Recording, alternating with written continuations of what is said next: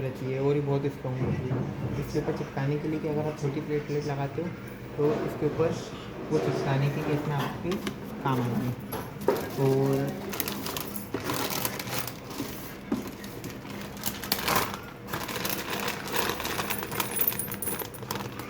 ये ब्लॉक्स है, ये ब्लॉक्स आपको इस तरीके से अटैच हो गए। मैं आपको एक प्लेट लगा के बता देता हूँ।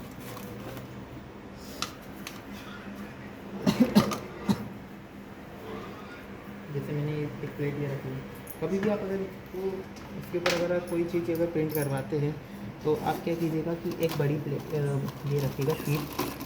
अभी तो मैंने आपके लिए टेस्टिंग के लिए रखी है, जैसे ये शीट रखी मेरे यहाँ पर।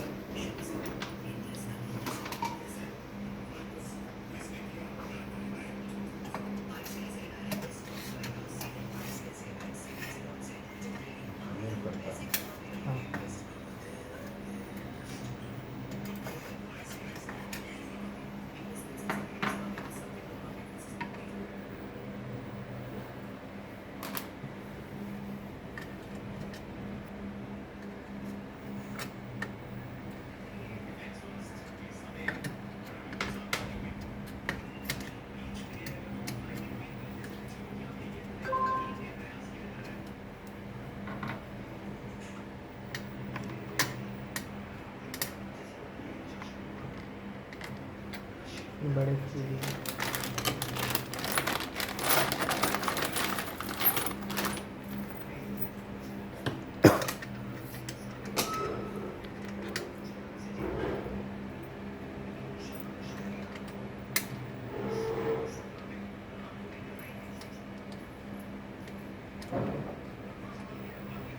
साइड इस साइड लगा सकते हो और कुछ ब्लॉक्स इस तरीके से कनेक्ट करके इसको होल्ड करवा सकते हो। वो सीट से अगर आपको साइज पे मतलब वो सेट हो जाता है। इसी सीट पर ये बनेगा स्ट्रक्चर। ये किस चीज़ का है? मटेरियल ये जो सीट है तो हम कुछ भी यूज़ कर सकते हैं ना। हाँ, आप वुडन ब्लॉक कर सकते हो, एक्रेलिक सीट यूज़ कर सकते हो। एक्रेलिक भी सिलेबस में रहेगा। सिलेबस वाला सब कर लेंगे। ये देखिए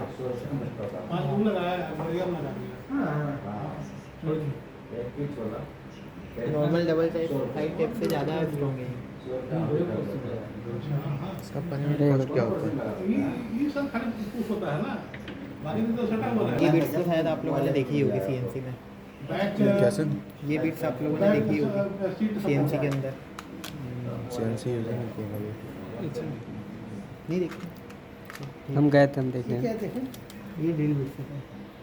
ड्रिलिंग ये पीसीबी पे और ये एक्रेलिक सीट। अच्छा वो ये कटआउट बीट है, बट ये ड्रिल बिट है। इसमें मल्टीपल टाइप्स की बीट्स है। ये 5 mm, 3 mm, 2 mm, 2.5 mm, 3.157 तक के इसमें है ना, 0.8 से। तो ये समथिंग 0.8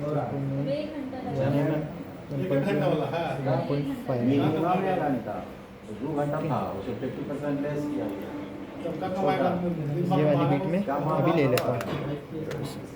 ठीक है सर, अब ये बीट आपको लगानी है किसे?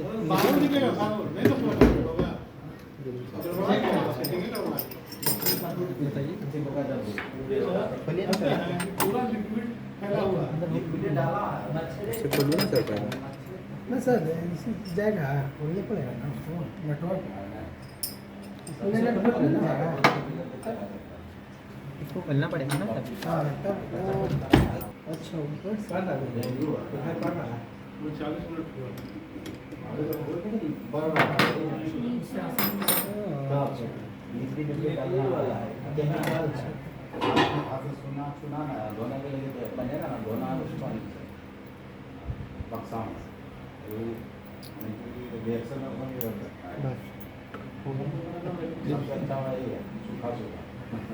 ये आपको इसमें इतनी लगानी है बस।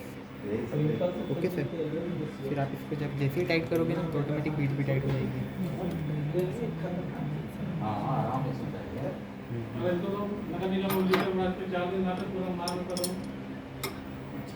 मच्छर मारिए नहीं रहा है इसको।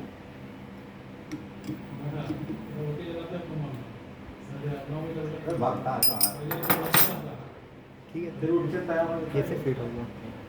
अब अपन मशीन को ऑन करते हैं। ये सर प्रोबिंग के लिए मतलब जैसे अगर आप पीसीबी लगाते हो इसके ऊपर यहाँ पे सर लगा के रख दोगे तो ये जो बीट है ना जब इसको टच करेगी तो ये हाइट में एरिया ले लेगी। क्या होगा इधर कुछ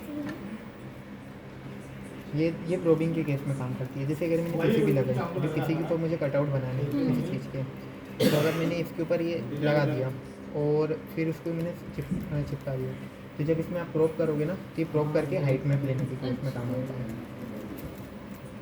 इसका तो कुछ अभी तो उसका यूज़ नहीं है ना। यहाँ पे इंक स्केप खोल देते हैं।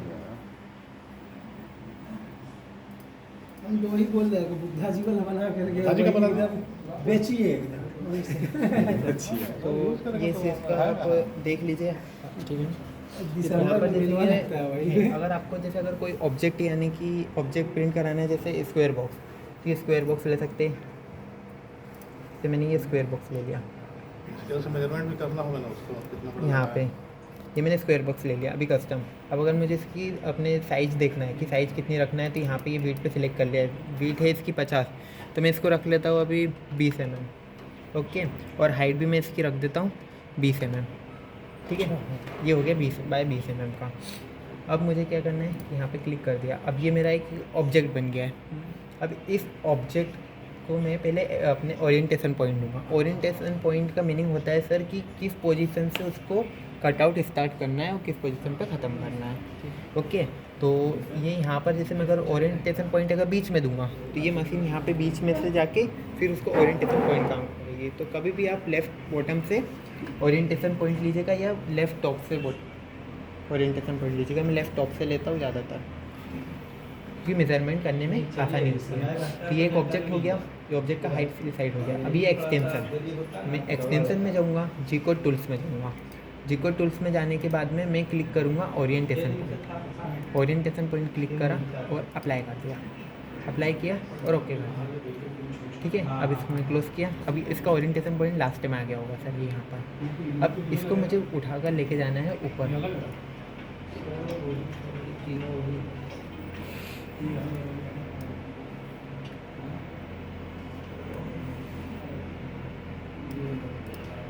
मैं इस जगह पे इसलिए लेता हूँ कि अगर मैं ये बीट यहाँ पर लाके अगर 0 मान लूँगा और यहाँ से स्टार्ट करूँगा तो मुझे क्या है कि आगे का एरिया पता रहेगा कि वो कितना ज़्यादा जा सकता है। अपना कोई ऑब्जेक्ट छोटा तो नहीं बन रहा है या सीट अपनी छोटी तो नहीं पड़ गई, मेजरमेंट सही ही रहता है। इसलिए मैं लेफ़्ट टॉप से कॉर्नर मानता हूँ, या आप राइट टॉप से मानना चाहते हो आप राइट टॉप से मान सकते हैं, ओके। अब ये कॉर्नर मैंने मान लिया, ये 0 पोजीशन उसकी यहाँ हो गई। अब मैं क्या करूँगा कि ऑब्जेक्ट को पहले है ना मैं पाथ में कन्वर्ट करूँगा। ये यहाँ पे पाथ पे क्लिक करूँगा, ऑब्जेक्ट को मैं ऑब्जेक्ट टू पाथ पे क्लिक करा तो ये ऑब्जेक्ट से पाथ बन गया, ओके। पाथ मीन्स एक एड्रेस हो जाता है, कोऑर्डिनेट एड्रेस हो जाता है जो मशीन का G001 पे मतलब चलता है। ये मतलब जी कोड जब चलता है ना तो उसको कितने स्टेप्स आगे जाना है कितने स्टेप्स कम जाना है तो पाथ को बनाता है। तो एक ही ऑब्जेक्ट था, अभी ऑब्जेक्ट से पाथ बन गया, ओके। फिर यहाँ पर मैं आता हूँ एक्सटेंशन में वापस, फिर जी कोड टूल्स पे आता हूँ। जी कोड टूल्स पे आने के बाद मैं यहाँ पे सिलेक्ट करता हूँ टूल लाइब्रेरी। ये टूल लाइब्रेरी में ये डिफ़ॉल्ट है, इसको मैं क्लिक करता हूँ अप्लाई, ये ओके, तो मैंने कर दिया क्लोज। ये आ गई डिफ़ॉल्ट की मेरी टूल लाइब्रेरी। इसको मैं थोड़ा छोटा कर देता हूँ, ओके सर।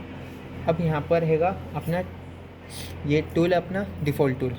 अभी ये टूल है तो अपन डिफ़ॉल्ट में रख सकते हैं। अब इसका डायामीटर, अब इसका डायामीटर आपको चेंज करना पड़ेगा। तो यहाँ पे ए पे क्लिक करा, यहाँ पे गया मैं। अब ये है मेरा 1.52 mm का, तो इसको मैं 1.5 ले लेता हूँ, ओके। ये 1.5 mm का मैंने ये टूल ले लिया।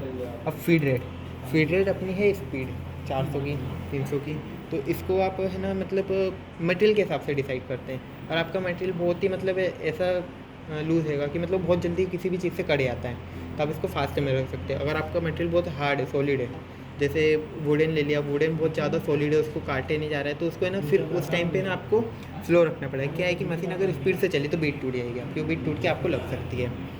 तो ये 400 डिफ़ॉल्ट में है, तो इसको मैं अभी जैसे 150 कर देता हूँ। ये 150 मैंने इसकी फीड रेट सेट कर दी। शेप मेरा 10 रहेगा और इसका अपने पेनिट्रेशन एंगल 90, मतलब जो एंगल रहता है वो 90, मतलब ये एंगल 90 है ना। ऐसे चलने में कि 90 को मानता है। जैसे अपन ये सीधा आया, और जैसे कुछ बीट के एक्सिस ऐसे भी रहते हैं, आपने देखे होंगे। तो ये अगर सीधा है तो ये सीधा है, और ये हॉरिजॉन्टल सरफेस को मिला के 90 डिग्री माना। फिर ये डेप्थ स्टेप। अब ये डेप्थ स्टेप अपनी क्या हो गई कि डेप्थ स्टेप यानी कि कितना उसको नीचे जाना है एक बार में। तो ये अभी 1 है, तो मैं अभी इसको कर देता हूँ 0.5। तो यानी कि ये अब एक बार में 0.5 ही नीचे जाएगी। फिर आप उसको अगर आप जैसे 5 mm रख दिया तो 5 का 10 हो गया, यानी कि 5 mm मैंने ये प्लेट है और 5 mm का इंक्रीव किया तो ये 10 बार में काटेगा इस तरीके से। अभी डिफ़ॉल्ट टूल्स के अपनी ये टूल लाइब्रेरी अपनी सेट हो गई। अब मेरे को यहाँ पे एरो पे जाना है, मुझे ये ऑब्जेक्ट पे क्लिक करना है, फिर मुझे ये एक्सटेंशन पे आना है, फिर G-Code टूल्स पे जाना है। फिर अब मैंने जो पाथ बनाया था, मतलब पहले ऑब्जेक्ट था, मैंने एक ऑब्जेक्ट लिया स्क्वायर का, फिर मैंने उसको पाथ बनाया था, ये यहाँ से ये ऑब्जेक्ट से पाथ बनाया था मैंने। अब मुझे क्या करना है, पाथ को G-Code में कन्वर्ट करना है, यानी कि मशीन लैंग्वेज में कन्वर्ट करना है। तो अब मैंने इसको पाथ टू G-Code में कन्वर्ट करने के लिए आया। तो यहाँ पे आपके पाथ टू G-Code के लिए एक इस तरीके का ये तो पॉपअप आ जाएगा। तो इसके अंदर आपको देखना है कि अलग तरीके के ऑप्शंस मिल जाएंगे। तो एक पाथ टू G-Code के अंदर ये है, और ऑप्शंस के अंदर आ जाओगे तो स्केल अलोंग Z एक्सिस, ये ऑफसेट यानी कि यहाँ पर अगर आप कोई मशीन का ऑफसेट मान दो 0 0 और आपने वो 0 मान लिया, अगर आप 5 mm ऊपर रख रहे हो और वहाँ से 0 मान दे रहे हो, और तो आपको यहाँ पे 5 mm डालना पड़ेगा कि हमने 5 mm ऑफसेट दे रखा है। तो फिर वो बाद में 5 mm उसके नीचे जाके फिर काटेगी। अगर आप 0 रख रहे हो तो कोई इशू नहीं है। और ये है प्रेफरेंस। अब प्रेफरेंस में आने के बाद में ये डायरेक्टरी, कि डायरेक्टरी ये जो ये होम लगा हुआ है ना, ये आपका शो करता है कि आपको कहाँ पर आपका ऑब्जेक्ट मतलब ये इसका जो डाटा है फाइल वहाँ पे सेव करवानी है। तो मैं आ जाता हूँ डेस्क पे, यहाँ पे मैं एक फ़ोल्डर बना लेता हूँ CNC करके। ओके सर, इस CNC में गया। अब मैंने इसका एड्रेस ले लिया, इसको मैंने कॉपी कर लिया। अब इसका एड्रेस मैंने कॉपी करने के बाद में ये जो होम है, ये होम के जो ये डायरेक्टरी में लिखा था मैंने यहाँ पे पेस्ट कर दिया। ओके सर, अब ये आउटपुट है, तब इसका मैं नाम चेंज कर देता हूँ। ये आउटपुट नाम से हो रहा है, तभी मैं इसका नाम कर देता हूँ 20 mm क्यूब। ये 20 mm क्यूब हो गया सर। ओके, अब मैंने इसको यहाँ पर आता हूँ ऑप्शंस में, यहाँ पे आ गया मैं पाथ टू G-Code में वापस। पाथ टू G-Code में आने के बाद में मैं अगर ये डेप्थ फंक्शन है, ये जो D है डेप्थ फंक्शन है, यानी कि अब आपको जैसे कि 5 mm की मेरी ये सीट है, 4 mm की सीट है या 6 mm की सीट है, आप जो भी mm की ले सकते हो। इसका मैक्सिमम 20 mm के अंदर आपको काम करना पड़ेगा, 20 के अंदर काम कर लीजिए तो ज़्यादा अच्छे से चलता है, 15 के समथिंग। और जैसे इसमें है तो मैं अभी इसमें 1 mm का इंक्रीव देता हूँ, सिंपल सा 1 mm का इंक्रीव देते हैं। तो मैंने यहाँ पर डाल दिया -1। ओके सर, फिर मैंने इसको कर दिया अप्लाई करा, ये ओके करा। ये देखिए यहाँ पर एक फ़ाइल बनकर आ गई सर, ngc.G-Code, ये G-Code फाइल है। ओके सर, अब इस फाइल को मैं यहाँ तक के तो मैंने ये था अपना एक ऑब्जेक्ट को स्लाइस करने का। अब ये मशीन जिस सॉफ्टवेयर से चलेगी वो सॉफ्टवेयर का नाम है कैंडल। तो ये कैंडल को मैंने अभी यहाँ पर टास्क बार में सेव कर दिया है, ये है कैंडल। इसको मैं क्लिक करूँगा तो नॉर्मल से ओपन हो गया। और इसका फ़ोल्डर मैंने यहाँ पर आप चाहिए तो ये डॉक्यूमेंट में मैंने कैंडल रख दिया है। इसका सॉफ्टवेयर इस तरीके से चलता है। ये सारी फाइलें यहाँ पर आपको रखना पड़ेगी, ये प्लेटफॉर्म सॉफ्टवेयर, इस वजह से। तो इसका मैंने यहाँ पे बाद में ये कर दिया है। अब यहाँ पर सबसे पहले ये अलार्म शो कर रहा है, तो अलार्म शो कर रहा है, तो अलार्म जब शो करता है ना तो आपको क्या करना पड़ेगा कि इसको अनलॉक करना पड़ेगा। अनलॉक हो गया से ओके। अब कोई एक जना वो चालू कीजिए ना स्विच, हो गया स्विच वाला, ठीक है। अच्छा, इसका स्विच उधर है, ये पावर बॉक्स है। अच्छा, power control box power box इसका मेन ये रहेगा, वहीं से इसको और कनेक्शन मिलते हैं। अब यहाँ पे एक टॉगल स्विच है जो LED ऑन ऑन ऑफ करने के लिए काम आते हैं। और यहाँ पर मतलब एक USB केबल लगी है और 2 DIN कनेक्टर लगे हैं, एक 5 पिन का और एक 4 पिन का। और वो DIN कनेक्टर इसी के पावर सप्लाई से कनेक्ट है। मैं उसके अंदर आपको पूरा ओपन है तो मैं उसमें आपको एक बार अच्छे से बता दूँ कैसे कनेक्ट करना है। और ये स्पीड करने के लिए, स्पिंडल की स्पीड कम ज़्यादा करने के लिए, ये जो स्पिंडल है इसकी स्पीड कम ज़्यादा करने के लिए। वैसे इसको फुल पे रखिए, वो सही चलता है। अब मैं इसको यहाँ पे मैं इसके कोऑर्डिनेट्स बताया तो कि इसका जॉब कैसे करता है। तो यहाँ पर आने के बाद में सबसे पहला ऑप्शन है ये होम पोजीशन। तो ये होम पोजीशन पे मैं अगर क्लिक करता हूँ तो ये मशीन ऑटोमेटिक उसकी होमिंग पोजीशन पे जाएगी, जो 0 0 यहाँ पे लेफ्ट बोर्ड है। होम पोजीशन कहाँ से किया? ये कॉर्नर पे, ये कॉर्नर पे होम का Control। ऑप्शन है। तो यहाँ पे मैं होम पे क्लिक किया तो होम पोजीशन पे आ गया। ठीक है सर, अब ये यहाँ पर है इसका जॉब कंट्रोल करने का ऑप्शन।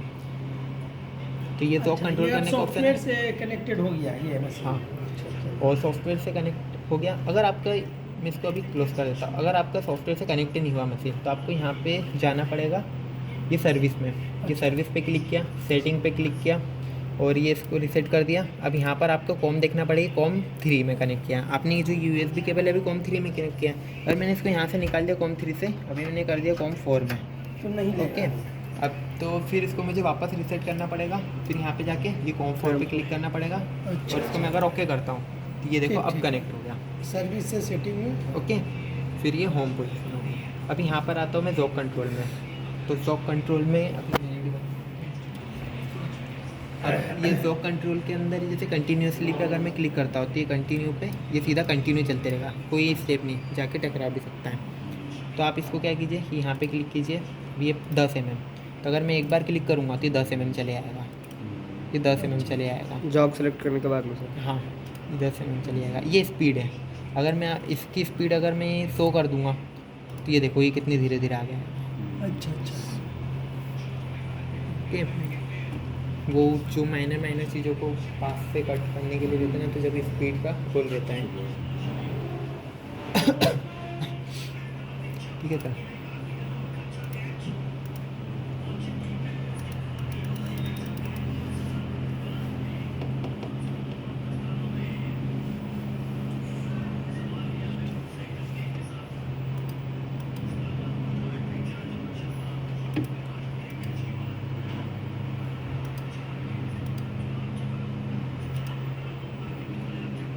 अब सबसे ज़्यादा ज़रूरी है जेड एक्सिस वाला। क्या है कि आपने जेड एक्सिस 10 mm दिया है, अब आपकी नीचे स्पेस ही 5 mm है और आपने 10 mm दे दिया, तो उस केस में क्या होगा कि बीट सीधा जाके घुस जाएगी और टूट जाएगी, डैमेज हो जाएगी या टूट जाएगी, ऐसा होता है। तो आप है ना इसको 5-5 mm चलाइए, 1-1 mm चलाइए। तो अगर आपके पास स्पेस ज़्यादा है तो ये पहले 5 mm चला लेते हैं। ठीक है, अब इसको मैं 1 mm कर देता हूँ। फिर मैं इसको लेकर आता हूँ कॉर्नर्स पे।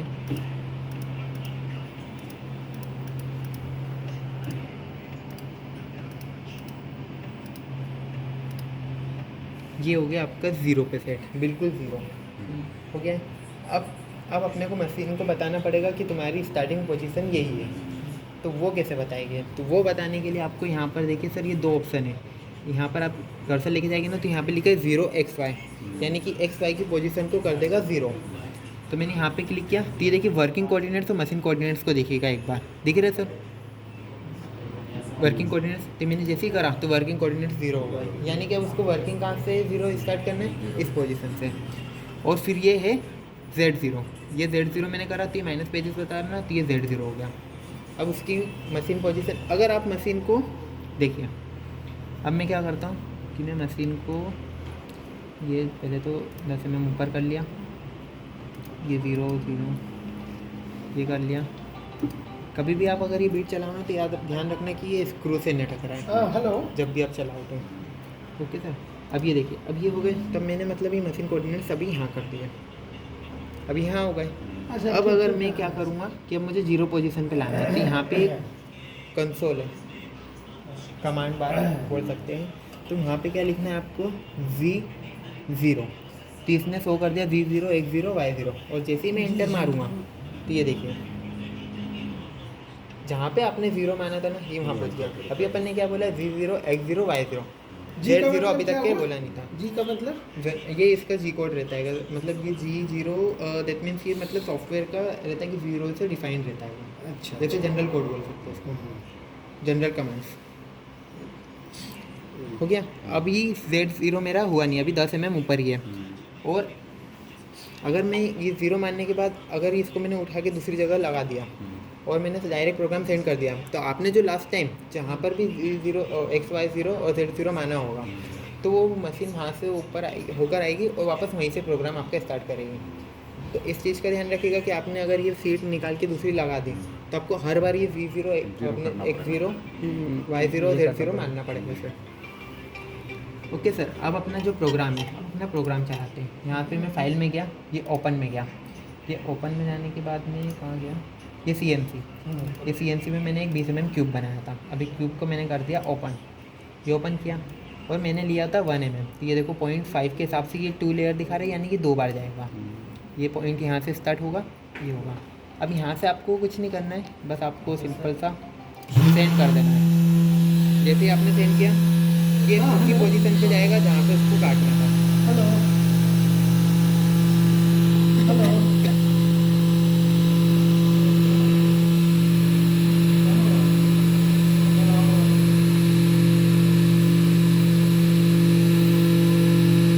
अच्छा, ये जहाँ से गया और वो वहाँ पर पहुँचेगा, मैंने अपना कंप्लीट हो गया वाला।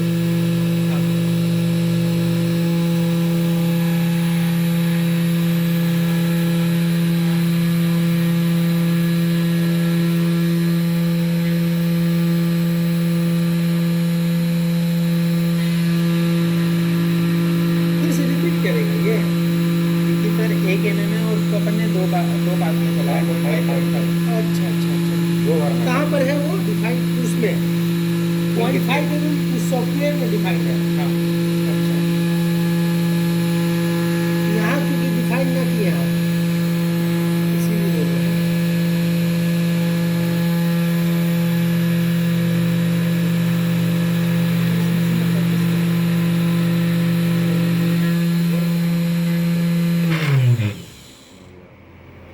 Job done. चौक डन।